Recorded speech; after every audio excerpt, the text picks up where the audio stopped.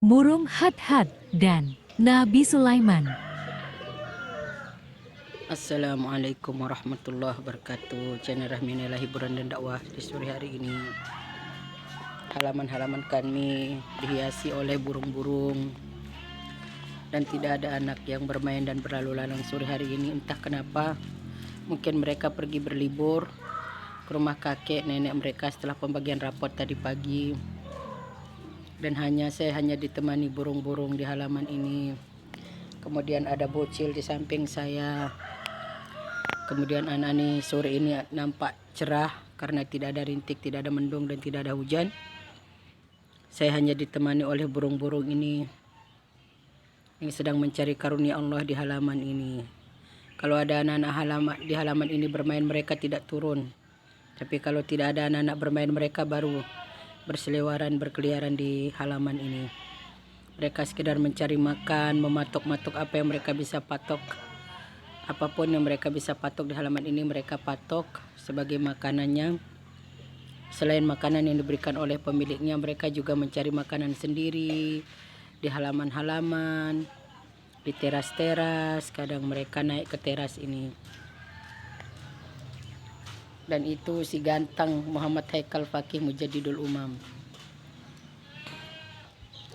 Hai burung, ada satu kisah tentang burung yang masuk surga, yaitu burung hudhudnya Nabi Sulaiman. Burung hudhudnya Nabi Sulaiman ini bisa berbicara dengan Nabi Sulaiman, karena memang Nabi Sulaiman diberikan mukjizat oleh Allah SWT, bisa berbicara dengan binatang.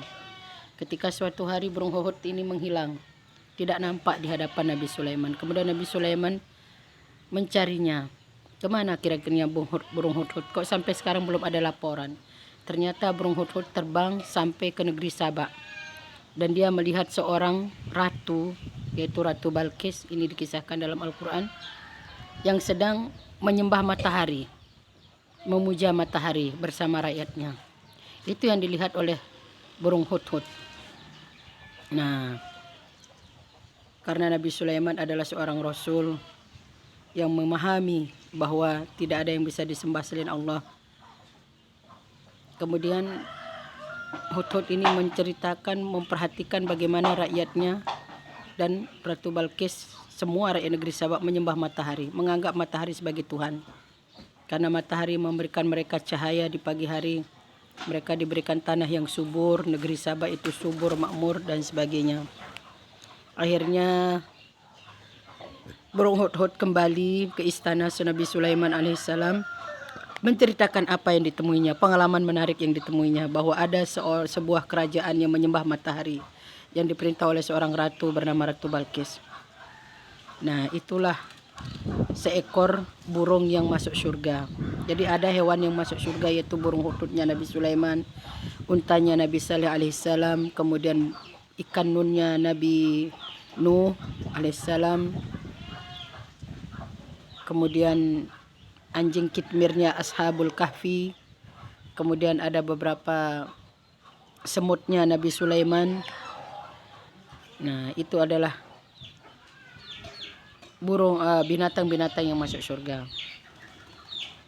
Dalam kisah diceritakan dalam Al-Quran bahwa Nabi Sulaiman menikahi Ratu Balqis, sempat memindahkan Ratu Balqis dengan kedipan mata oleh seorang ahli hikmah atau seorang ulama lah, yang diperintahkan Nabi Sulaiman untuk memindahkan kerajaan Ratu Balqis ke kerajaan Nabi Sulaiman, sehingga Ratu Balqis merasa sangat takjub, heran dengan kebesaran istana Nabi Sulaiman yang begitu kemilau, yang begitu megah, berbeda sekali dengan istananya. Bahkan lantai-lantainya terbuat dari marmer yang bercahaya, sehingga nampak ikan-ikan di bawahnya. Dia mengira bahwa yang dia injak itu adalah kolam, tapi ternyata itu adalah lantai marmer yang sangat berkilau, seakan-akan nampak air di bawah, sampai dia itu mengangkat roknya oleh Ratu Balqis. Tapi disampaikan oleh Nabi Sulaiman bahwa ini bukan air, ini karena terpaan cahaya lantai yang berkilau seperti berlian.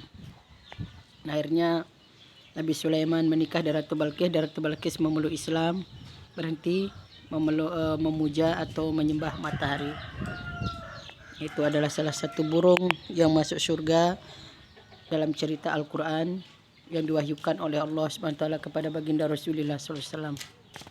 Semoga burung pun kalau dia taat dan patuh kepada Allah diberikan kesempatan untuk masuk ke jannahnya Allah. Dan semoga kita yang manusia ini yang diberikan akal budi, diberikan insting, diberikan pengetahuan, diberikan akal, dapat membedakan mana yang baik dan mana yang buruk, senantiasa bersyukur dengan nikmat Allah, bersabar atas ujian Allah, mendapatkan kesempatan untuk memasuki syurganya Allah bersama seluruh keluarga kita dan kaum muslimin. Amin amin ya Allah ya rabbal alamin.